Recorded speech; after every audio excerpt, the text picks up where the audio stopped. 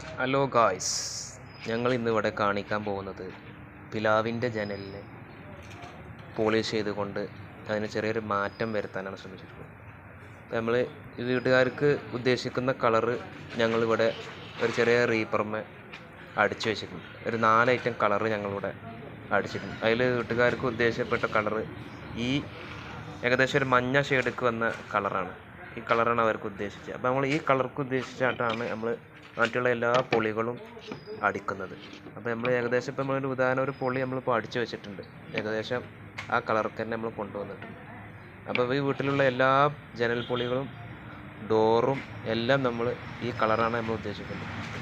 പിന്നെ പറയാനുള്ളത് ഇതിലൊരു തേക്കിൻ്റെ പൊളിയുണ്ട്. ഇത് പിലാവിൻ്റെ പൊളിയാണ്.